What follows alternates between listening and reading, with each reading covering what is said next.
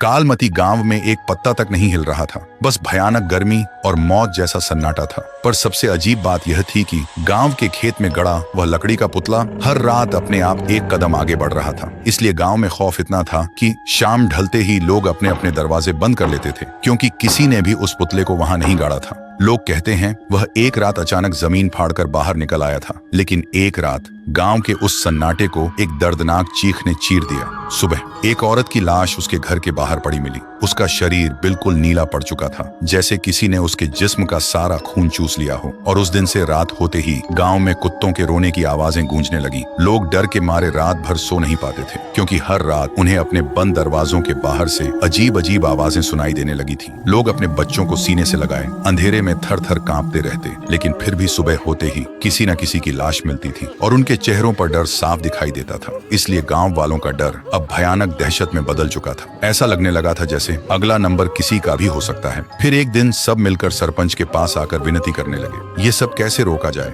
गांव वालों की दहशत देखकर सरपंच ने आखिरकार रात में एक तांत्रिक को बुलाया। तांत्रिक ने आते ही महसूस किया जैसे किसी ने वहां की हवा से जिंदगी ही निचोड़ ली हो। फिर वह अपनी आंखें बंद करता है और देखता है कि कुछ वक्त पहले चांदनी नाम की लड़की अपनी बीमार माँ के लिए रात के अंधेरे में दूसरे गांव से वैद्य को बुलाने जा रही थी। लेकिन कुछ दूर जाते ही उसके सामने सरपंच का बेटा आया और उसके साथ दरिंदगी की। फिर उसे मारकर खेत में फेंक दिया। उधर बेटी के इंतजार में बीमार माँ ने भी तड़प कर दम तोड़ दिया। लेकिन चांदनी की आत्मा बदले की आग में उस खेत में रखे उस पुतले में कैद हो गई थी और तब से वह पूरे गांव को मिटा देना चाहती है। यह नजारा देखकर तांत्रिक की रूह कांप उठी। फिर उसने गांव वालों के सामने सारा सच बता दिया। सच सुनते ही सरपंच का सिर शर्म के मारे झुक गया। अगली सुबह गांव वालों की भीड़ उस खेत के किनारे खड़ी थी। भीड़ के आगे सरपंच था और उसके पैरों में गिड़गिड़ाता हुआ उसका अपना बेटा। सरपंच की आंखों में आंसू थे, पर हाथ में एक कुल्हाड़ी थी। तभी उसने एक झटके में अपने ही बेटे का सिर धड़ से अलग कर दिया। खून के छींटे सीधा उस पुतले पर जा गिरे और सरपंच घुटनों के बल जमीन पर गिरकर रोते हुए बोला, तेरा बदला पूरा हुआ चांदनी। इस पापी खून से अपनी प्यास बुझा ले और इस गांव को बख्श दे। तभी